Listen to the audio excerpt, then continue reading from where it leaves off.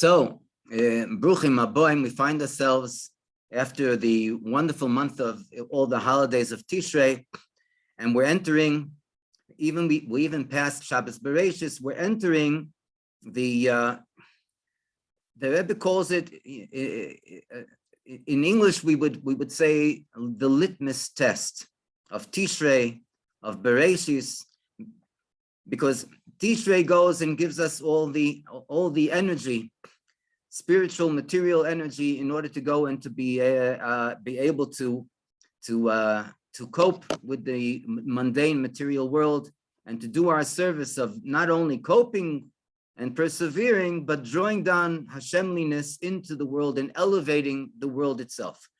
Bereshis goes and gives us the ability to have the connection between the spiritual month of Tishrei and the mundane months of the year, weeks of the year. And then where is it actually seen as in a manner of that it's implemented in the week of Noach. Here we see that all those things that we received during the month of Tishrei, and that we were able to go into sort of fuse between Tishrei and the mundane weeks of the year. Here it starts the real thing. In other words, we see it on an actual basis. This is the beauty, the Rebbe says, of the week of Noach. As a matter of fact, the Rebbe learns incredible things from Noach in regard to the concept of every single individual making our homes into a Chabad house. The Rebbe refers to the ark, the teva of Noach, and the Rebbe says that just as Noach went and made a Chabad house for the entire population of the world, it didn't count that many people then, but 8 people, and all the animals and so on. But this was the entire population of the world, just like as we refer to Adam when he was created, that the entire world was created for one individual, and we were created in order to serve Hashem. These are the concepts. As a matter of fact, someone pointed out to me, my nephew, or second cousin, Rabbi Yeshaya Marantz, that if we go and we take the measurements of the teva of the ark, and we we calculate the numerical value, the gematria, so we see that it's 300 cubits, 50 cubits, and 30 cubits, altogether making 380 cubits.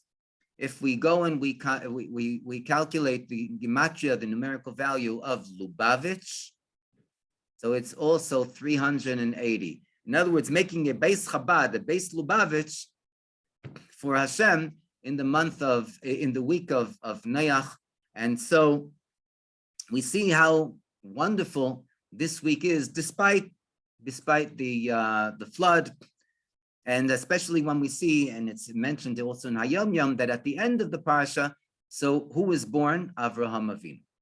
But we'll get back to Noach in a moment. First, there's a story that's told, and it's going to be also correlated with the story of the Baal Shem Tov, and also something that we see on an actual basis in the parasha of Noach. There's a story that's told about a person who claimed to be an atheist. As we know, there is no real atheist. Even the greatest of atheists are believers in the foxholes, as the Frierdiker Rebbe comes and tells us.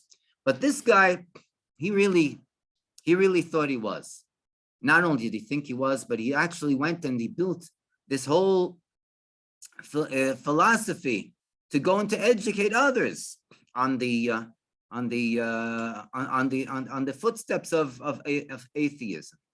This guy, he goes out one day and he's appreciating not the creation of Hashem, but the wonders of nature. Right? Where did nature come from? It came from a big bang, whatever. That's all part and parcel of their understanding. He's looking at the beautiful trees as they're, as the leaves are blowing in the wind. He looks at the animals that are crawling on the ground. He looks at and he listens to the chirping of the birds. All of a sudden, he turns around and he sees that a few feet away from him is an enormous 6-foot grizzly bear. Wow, he starts running. As he runs, the bear starts running after him. And this guy, as much as he tries to run away, the bear is faster than him. The bear comes upon him. He stands up on his hind legs and he's about to go and to give him his claws and to devour him. And then our atheist shouts out, Rebbeinu Shalom, help!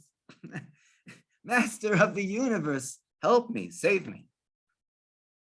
All of a sudden, the entire screen, as you may have, everything freezes. The trees stop blowing in the wind, and the birds stop chirping, and the little animals are not running around on the ground anymore. And our grizzly bear is standing up on his hind feet, but he's frozen. And all of a sudden, a voice comes down from heaven and says to our dear friend here, listen, do you really think that it's appropriate for me to save you just because after all these years that you believe that you're a non-believer and you have been teaching others not to believe in me? So once in your life you shout out, Rebbeinu Shalom, help me. Do you think that it's appropriate for me to really save you? So this guy, he's a thinker, he's an academic, and he thinks for a moment. Instead of saying, yes, please save me, he thinks and he says, you know something? It probably would be hypocritical on my side if I would ask you for this one time to save my life. But you know something? Maybe instead of making me a believer, you can make the bear a believer. Make the bear a believer. Yeah. And he thought that if the bear is a believer, so, he'll be saved. He won't go and devour one of the choice creations of the universe. So the voice comes down again and says, so let it be as you say. Everything, the frozen screen comes back to life. And the trees are blowing, and the birds are chirping, and the little animals are crawling and walking around, running around on the ground. And our bear, he's standing there on his hind legs. And instead of going and giving him a swipe with his claws, he takes his hands back and he closes his eyes and he says, Baruch atah Hashem, Elokeinu Melech Ha'olam, Hamitzi lechem min haaretz. Adam was created from the ground, right? We're all created from the earth.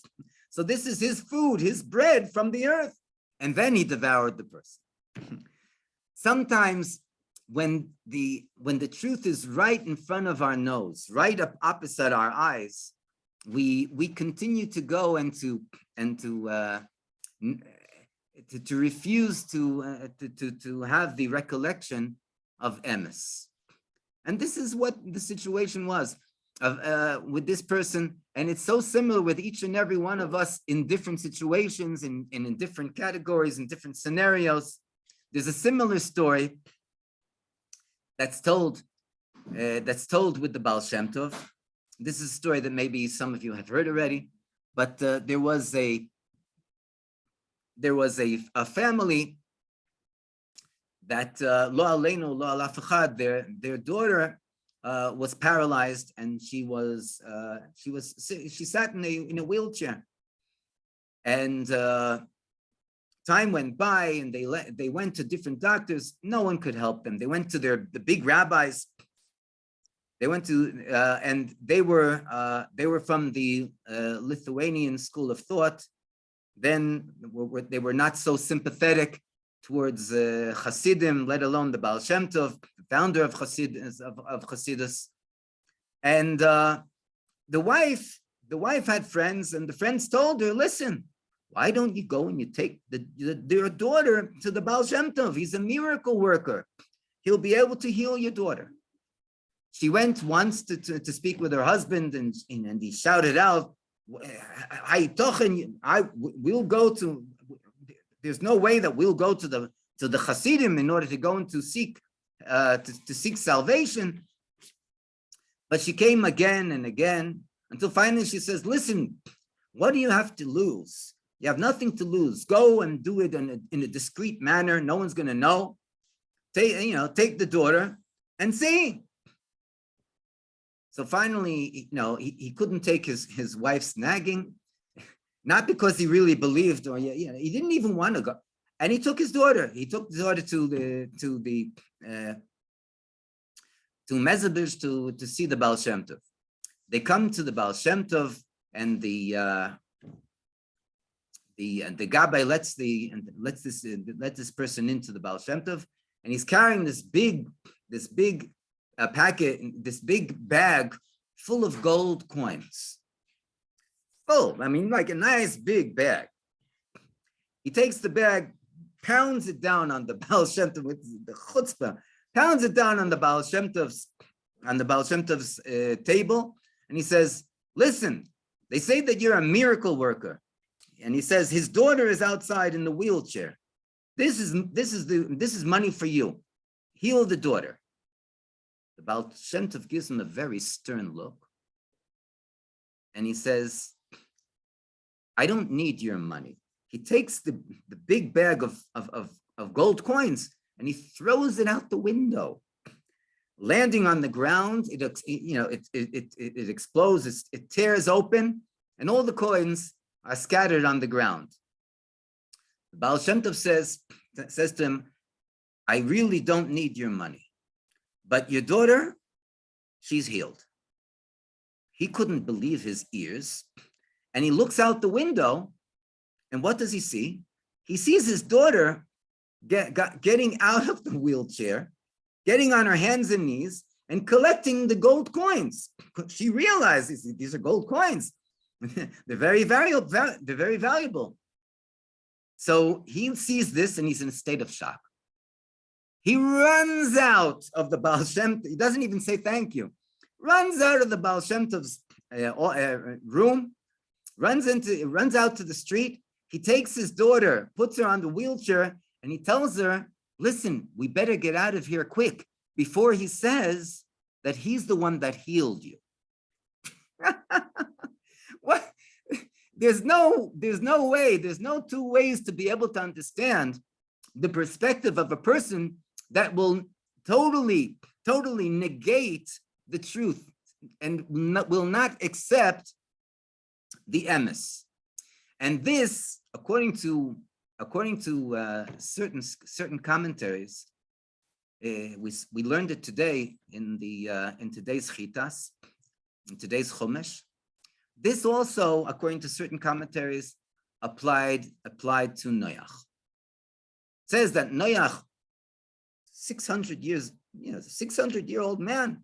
It took him. He received the commandment 120 years. It took him to build this humongous monster of a teva, of an ark. It didn't look like a ship. It had no comparison to anything that could float on the water. But he went and he did it because Hashem commanded him. By the way, someone brought it to my attention. There's a documentary from England. I'm not sure, maybe the BBC, but they made a documentary on the origin of ships. And it's a very small, I was told it was like 10-minute documentary that initially people were building ships and the ships were sinking into the ocean until someone went and they literally copied the measurements of the teva, of Noah's Ark. And according to the length and the width, these were the measurements that the first ships were built, and they didn't sink. It's incredible, the miracles that Hashem went and revealed in the course of the mabul of the flood. Anyway, getting back to Noach, it states in the pasuk that Noach was commanded to go into the ark, and we know that the commandment that Noach receives is not only a material commandment in those days, but it applies to the spiritual commandment of each and every one of us to enter the ark. And there are many words that we find in the Tanakh. In the Torah, we find many different words for a ship. There's oniyah, there's sfina, but the Torah doesn't use either of these words. It uses the word teva. Why? Well, in the simple meaning, the teva is it was like an ark, but it wasn't a regular ark. It was in the form of a cubicle. So why not call it? Call the spade a spade. It's a ship. Call it a oniyah. Call it a sfina. Why call it a teva? Also, the Baal Shem Tov's teachings. The Alter Rebbe brings it also in this week's Teya'er, that when we are told to go when Noach is commanded to go into the Teva, into the ark, so it's a eternal commandment for each and every one of us. In order to save ourselves from the treacherous waters of the Mabul, of the flood, we're meant to enter the Teva. And we're not talking about any ship. We're not talking about something that, a raft that'll float on the water. The teva is another, in Hebrew, the teva also has the definition of words, a word. And what words are we talking about? The Baal Shem Tov explains, these are the words of Torah study, and the words of tefillah, of davening, of prayer, that when a person encounters these treacherous waters, the waters that of daigas parnasa, the worries that a person has from being able to support and his family and have a livelihood, or any other difficulties and challenges in life, how do we overcome this? By entering the teva. What is the teva? The words of davening and the words of the study of Torah, just as we're doing here and now.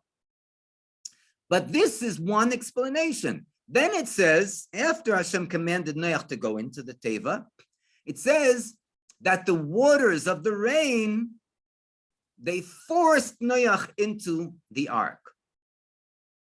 What's going on? He was commanded to go into the ark. Why did the waters have to force him to go into the ark? Didn't he have enough common sense to understand? He was commanded. He built this ship for 120 years. He's going around, people are going around in his neighborhood, and they're asking him, "Hey, Noach, what are you doing up there?" He's knocking nails into the teva, however he's building it. He says, "I'm building an ark." And what are you building this humongous ark for? He says, Hashem's gonna come and bring a flood. Now, some people made the comparison, just as in those days, Noach was commanded to go and to publicize, to advertise the coming of the flood and the fact that everyone should do tshuva, because otherwise they're going to perish. So also the Rebbe comes and tells us that we should prepare ourselves also. What? Not for a flood, but for the coming of Mashiach.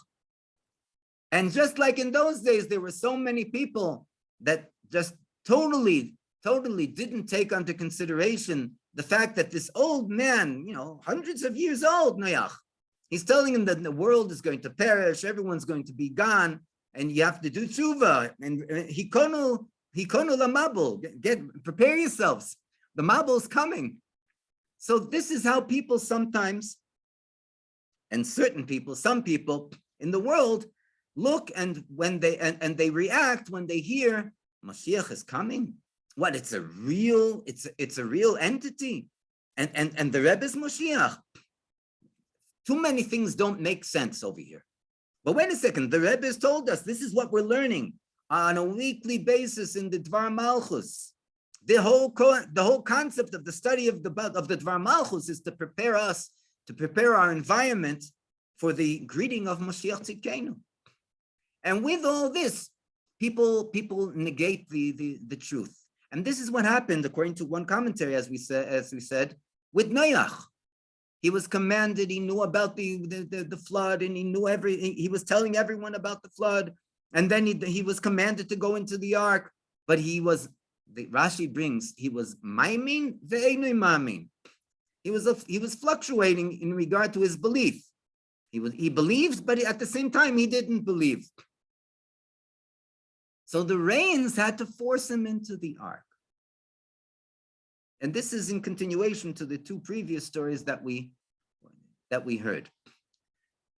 To end this story with a good note, a positive note, there's also another commentary.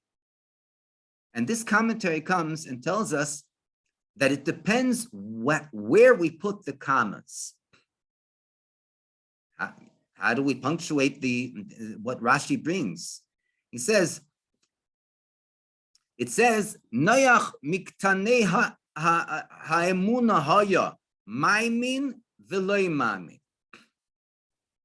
So if we put the commas in the right place, it comes out that Noach believed, maimin. Who did he believe in? In the ktanei ha'emunah, in those that had the minimum, the lowest amount of belief in Hashem. What did he believe in them? He believed that they will come to their senses and they will do tshuva. When they do tshuva, so the rain will stop. Even Rashi brings in regard to the fact that at the beginning it says the rains fell upon the ground, and afterwards it says that the mabul, the flood, flooded the world. What was it? Was it rain or was it a flood? So Rashi explains, at the beginning they were rain. It was rain. And afterwards it turned into a flood. Why was it rain at the beginning? Rashi explains, because if the people would actually do tshuva, so Hashem would turn these rains into gishmei bracha, into rains of blessing. And then the world would have been saved. And this is exactly what Noach, according to this commentary that we're bringing, this is exactly what Noach was thinking. Hold on, even the most minute amount of belief, but the people have to believe. He couldn't even understand how people would not believe after everything that they went through with him. But at the end, apparently, even those that had the smallest amount of belief, they didn't hang in there, and we know that the world was flooded and it restarted. It's like you go and you press restart on the computer. The world was restarted again by Noach and his family. The Eibusher should help that we should have the revelation of all the beauty of the world, of all the beauty of the blessings of the rain, as we already experienced this week. Beautiful rain that came down, didn't come down during Sukkot. Now, we were sitting in our sukkah, Baruch Hashem, we didn't get any rain. Baruch Hashem, it should come and it should continue to come down. We should be blessed with the greatest of blessings, with the Izgalus, with the revelation of the Rebbe Shlita Melech Ha'Moshiach on a good and revealed basis, with great joy and happiness. And it should be Teichef Yad Mamish Mamish Mamish. Yichi Adoneinu Moreinu V'Rabbeinu HaMelech Ha'Moshiach Li'olam Voed.